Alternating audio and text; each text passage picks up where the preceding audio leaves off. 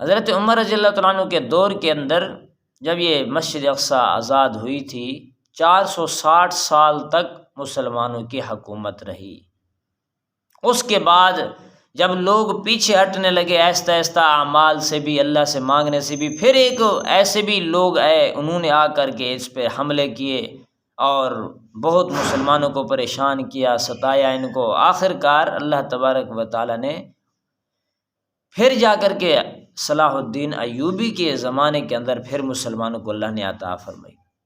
اور اس نے ایسی جنگ کی تھی، ایسا ایک جہاد کیا، ان کے خلاف ایسے لڑے،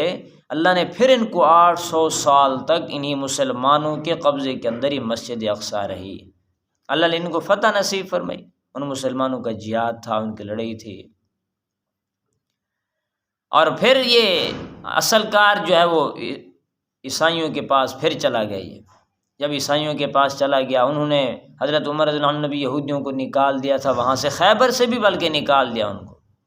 جب ان کو وہاں سے نکال دیا حضرت عمر رضی اللہ تعالیٰ عنہ نے، خیبر سے بھی ان کو نکال دیا، یہ مختلف ملکوں کے حصے کے اندر چلے گئے۔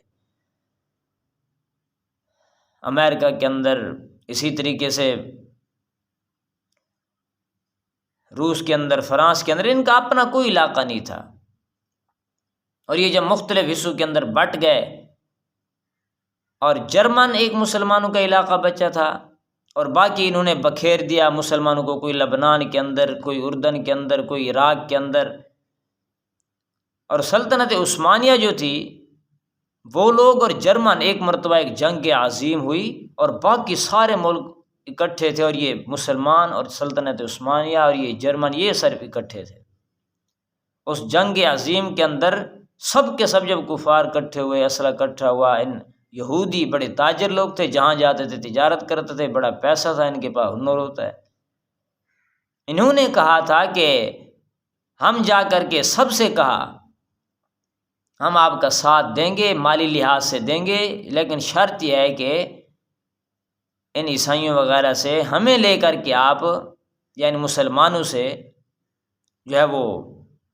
آپ مسجد اقصیٰ ہمیں دیں گے۔ انہوں نے شرط کو قبول کیا، انہوں نے مالی امداد کی۔ جب انہی کو فتح ہوئی، مسلمانوں کو بظاہر شکست ہوئی، تو انہوں نے مسجد اقصیٰ انہی کے سپرد کر دی۔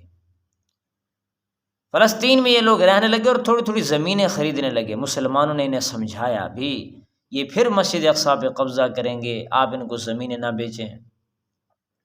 انہوں نے بھاری قیمتیں چکائیں، ڈبل ڈبل کر کے دیں، لوگ لالچ کے اندر آ گئے، زمینیں بیچتے گئے۔ کرتے کراتے یہ 1948 کے اندر جا کر کے یہ پاکستان بننے کے 1 سال بعد ان کی 5000 مربع میل تک زمین تھی بس، اور اب جا کر کے دیکھیے تو 23,000 مربع میل ہے، بلکہ 1974 کی بات ہے کہ اس وقت دیکھا 23,000 مربع میل۔ یہ شروع میں تو 6 لاکھ کے قریب لوگ رہتے تھے، اب تو بہت زیادہ آبادی پھیلاتے جا رہے ہیں، اپنے ٹینکوں کو لے، اپنی چیزوں کو لے، اور مستقل اپنی جگہ کا نام سیر رکھا، اور لوگوں سے کہا اسے تسلیم کرو۔ پاکستان بھی تسلیم نہیں کر رہا، سعودی عرب بھی نہیں کر رہے، زبردستی منوانے پہ زور لگائی کھڑے۔ اور جو مسلمان ہیں ان کا جو علاقہ تھا وہاں پہ رہنے والے، جو بالخصوص غزہ کے رہنے والے ہیں، وہ 23 لاکھ کے قریب وہاں پہ رہتے ہیں، اور اب تک 15 لاکھ لوگ بیچارے بے گھر ہو گئے، اور 5,000 کے قریب جو ہے وہ صرف اور صرف بچے شہید ہوئے، عورتیں شہید ہوئیں، 11,000 کے قریب شہید ہو گئے، 28,000 جو ہیں وہ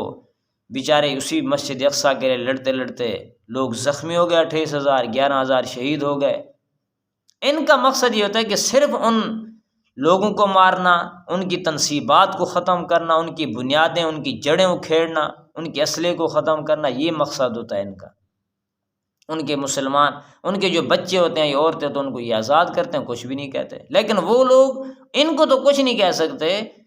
بچوں پہ، عورتوں پہ، عمارتوں پہ، ان پہ ظلم و ستم کرتے ہیں۔ ہاسپٹل پہ اب 56-57 مساجد کو انہوں نے شہید کیا، 120-25 انہوں نے سکول تباہ و برباد کیے۔ انہوں نے عام لوگوں کو بڑی تکلیفیں دی، بالخصوص بچوں کا کیا قصور ہے؟ 1 دن کا بچہ، 7 دن کا بچہ، 8 دن کا بچہ، 1 مہینے کا، 4 مہینے کا بچہ، ایسا ظلم و ستم وہاں پہ ہوا ہے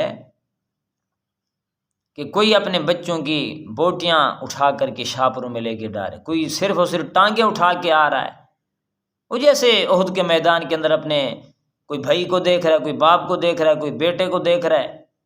اور وہ ڈھونڈ رہے تھے لاشوں کو، زخمیوں کو، آج بھی وہی کچھ ہو رہا ہے۔ تو ان کے لیے ہم نے کیا کرنا ہے؟ ایک تو دعا کرنی ہے، جتنا ہو سکے ان کے لیے مالی مدد کرنی ہے، اور بالخصوص اور کچھ بھی نہیں ہو سکتا، اتنا تو کر سکتے ہیں کہ جو ان کی مصنوعات ہیں ان کا بھی کارڈ کریں، کوکا کولا ہے، پیپسی ہے، اور یہ جو انہوں نے یہاں پہ چیزیں کھولی ہوئی ہیں یا سرف ایکسل وغیرہ، ان چیزوں کا ہم بیکارڈ کریں گے تو پھر جا کر کے ان کی معیشت کو اصل نقصان پہنچانا، اور پہنچا بھی ہے، وہ لوگ نہیں بتانے دے رہے نا،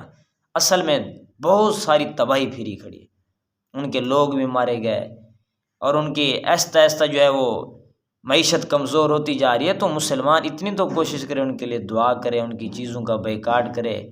اللہ سے دعا، انشاءاللہ اللہ تبارک و تعالی مسلمانوں کو فتح ضرور عطا فرمائیں گے، اللہ کی مدد ہے۔ وہ لوگ خود اب کہتے ہیں کہ ہمیں ایسے پتہ چلتا ہے کہ کوئی بھوت آئے ہوئے ہیں، جیسے بدر کے میدان کے اندر جو ہے وہ فرشتے آئے تھے، آج بھی اللہ کی مدد شامل حال ہے۔ مزید ہم کوشش کریں، بدر کے میدان کے اندر اللہ کے نبی نے اتنے ہاتھ اٹھائے کہ حضور صلی اللہ علیہ وسلم کی چادر مبارک گرنے لگی، بالکل اوپر ہاتھ اٹھائے۔ حضرت ابوبکر صدیق نے فرمایا کہ اللہ کی دعا قبول ہو گئی، اللہ نے آپ کی دعا قبول فرما لی، آپ کی دعا قبول ہو گئی، بس کیجیے اب، انشاءاللہ اللہ مدد ہماری فرمائیں گے، اور فرمائی اللہ نے مدد، آج بھی مدد ہو رہی ہے۔ انشاءاللہ مزید کوشش کریں گے، ہم ان کے لیے دعائیں کریں گے دل سے، اللہ تبارک و تعالیٰ ان کو فتح نصیب فرمائیں گے، مسجد اقصیٰ کی حفاظت فرمائیں گے، اس کی عزت عظمت شان میں حفاظت فرمائیں، برکتیں مزید عظمتوں میں اضافہ فرمائیں گے، اللہ سے عمل کی توفیق نصیب فرمائے، وآخر دعوانا الحمدللہ۔